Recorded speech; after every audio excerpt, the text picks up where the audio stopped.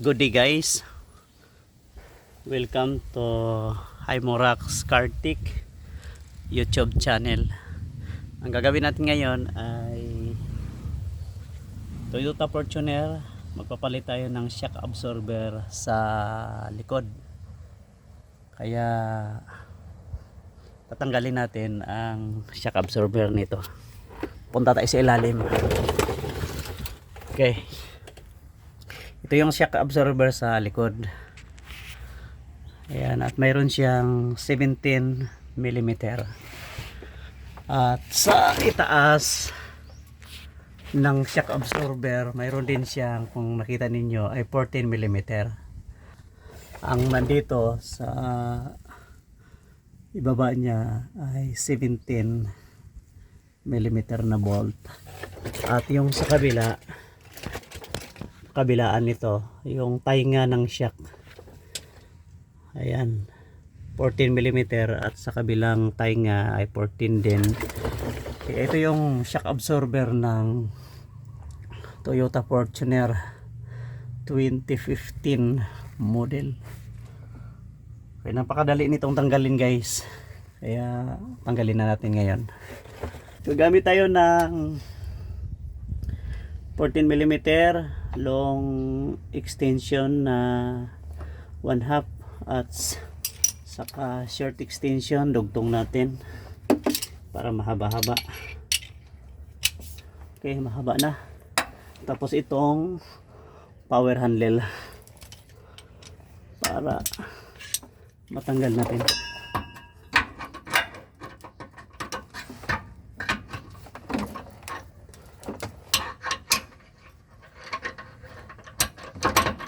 Counterclockwise. Ayan. Okay.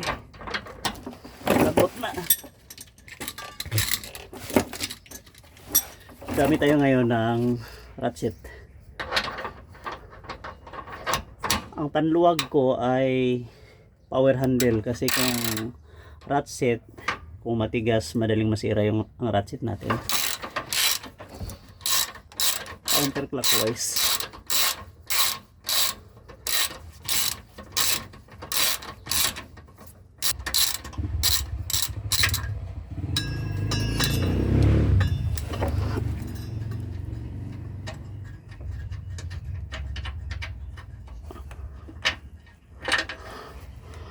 Ito siya, 14 mm na bolt. Tanggalin pa natin yung isa.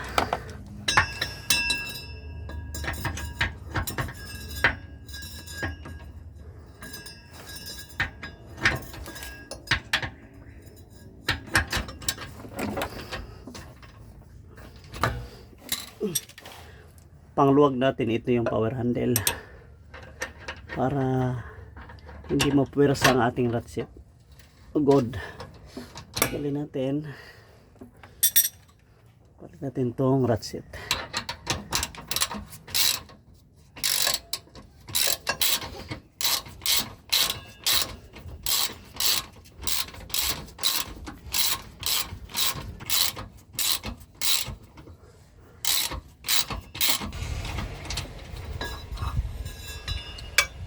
Okay, tanggal na. Sunod ay tanggalin natin itong sa ibaba na 17 mm. Okay, counterclockwise. Okay. Medyo may katigasan siya. Good.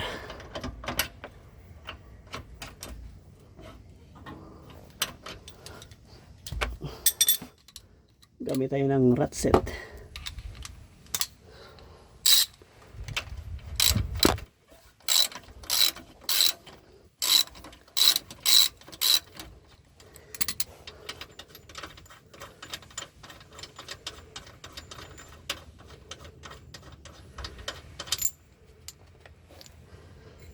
Tapos bunutin natin.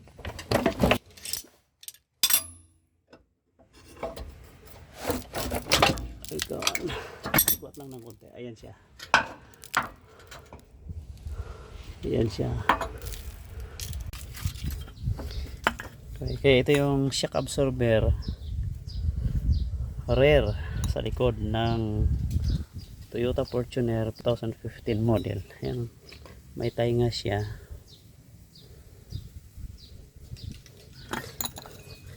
Mm at ang dito ay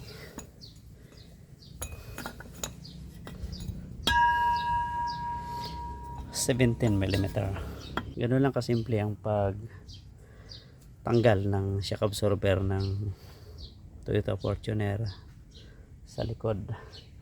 Ngayon ay hintayin natin ang parts natin na ma-deliver at i-install natin ito mamaya. Okay, dumating na yung parts natin na rear shock absorber. Ito yun. Okay, ngayon ay ito, binalik lang natin yung original niya, sinalpak natin dito. Yung kapitan natin ng kanyang shock. Kapit natin.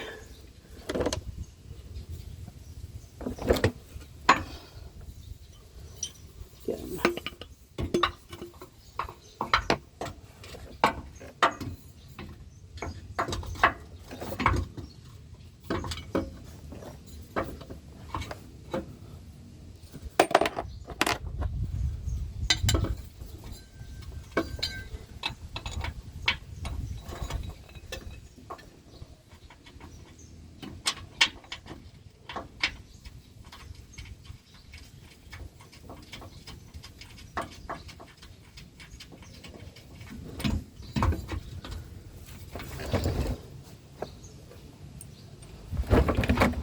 Mm na bolt.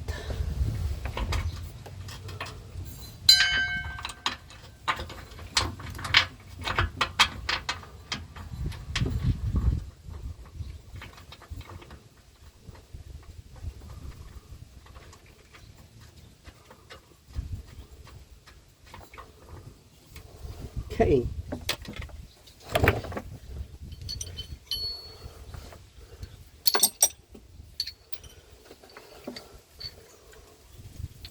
Extension, long 1/2 extension, short, dugtong natin para mas mahaba.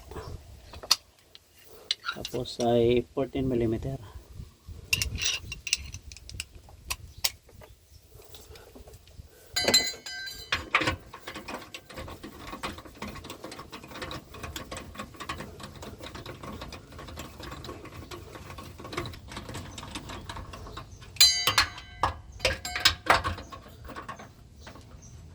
Okay. Ngayon itong kanyang dulo ay nakaangat siya, ibaon natin ng konti para ma-shoot natin dito sa kanyang guide. Persahin natin, medyo matigas ng konti. Gas type na shock absorber. Baon natin. Okay. Ayan. Okay. Ayan, baon na siya.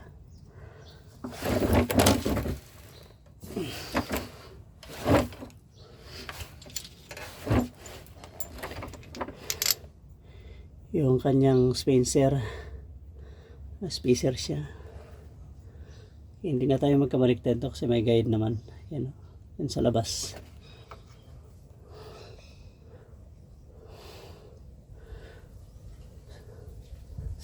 Yan 17mm bolt.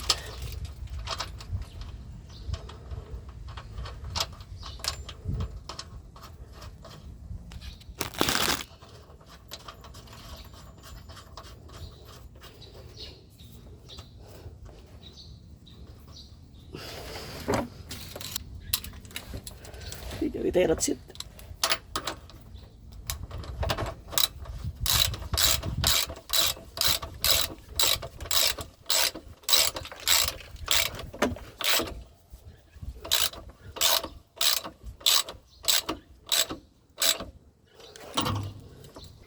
Higitan din natin ang itaas.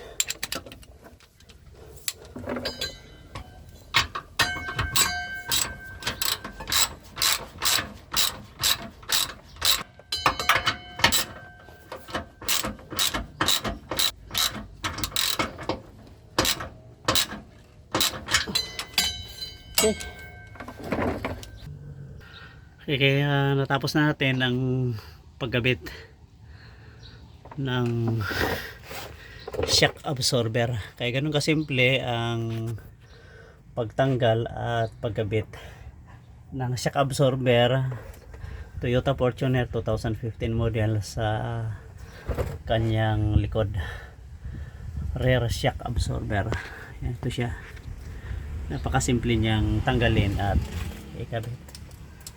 Okay, dito po nagtapos ang ating video at subscribe ninyo ang aking YouTube channel Hymorax Kartik para updated kayo sa aking gagawing mga video. Maraming salamat po at ingat po kayo palagi.